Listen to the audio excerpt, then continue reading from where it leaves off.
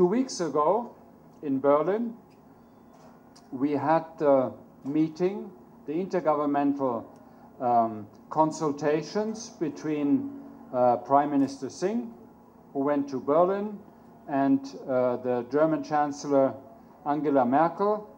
On each side we had 5 ministers and some parliamentarian secretaries, so that was a quite structured event.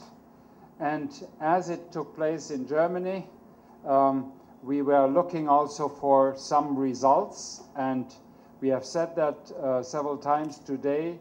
There was quite an impressive result. We had 16 agreements, some of them really carefully prepared over months and months, some of them prepared in a rather astonishingly quick way. For example, the one on green corridors, the one on education, had been prepared in a way which astonished us ourselves, both from the Indian side and from the German side.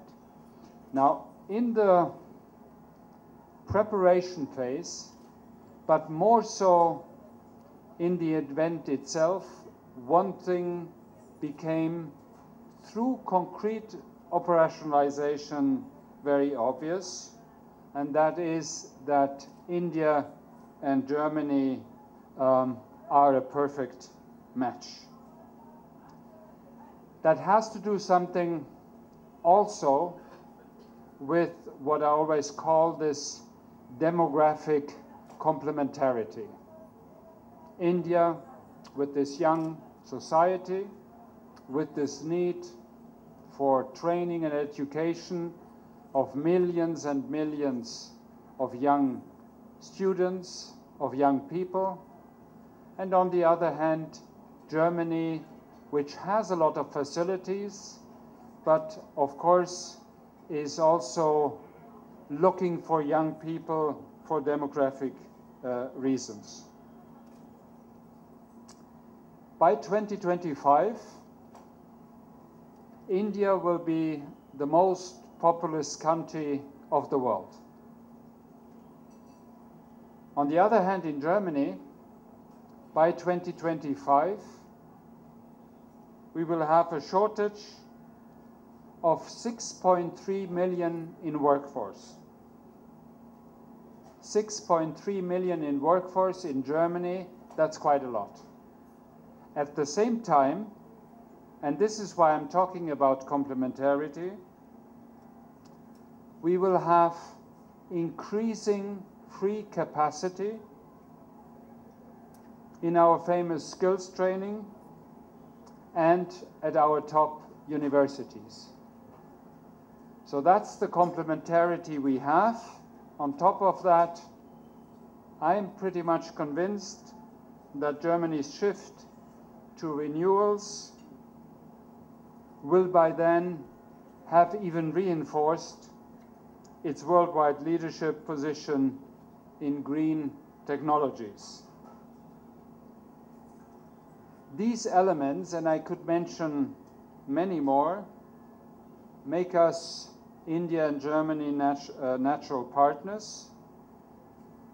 You, Indians, have what we need, and we have what you need. But at the same time, we are still too much terra incognita for each other, and we have a knowledge gap about each other. And I said today at another occasion that India is today by far the largest media market of the world. It has the biggest number of daily newspapers, it has the biggest number of TV stations, and has not one single correspondent in Germany. Which leads to the fact that when India reports about what is happening in the Eurozone, when India reports about the position of Angela Merkel, it does that from London. And you can imagine that to do this from outside of the Eurozone, to do that in the capital of the country who, I'm careful now, has some hesitations towards the whole concept of the Eurozone, might not give you, let's say, the full picture of the situation. So we have this knowledge gap about each other, which goes in both directions, by the way. Sometimes, if I read something in German newspapers, if I see a TV feature in German TV stations, I must say I'm frightened about the concept, about the level of knowledge, which exists also in Germany about India. Now here is, for example, the question, does every student in India who is in the process of deciding for himself where to study, what to study, does he know that there are no tuition fees in German universities, that we have 800 degree programs in German universities in English,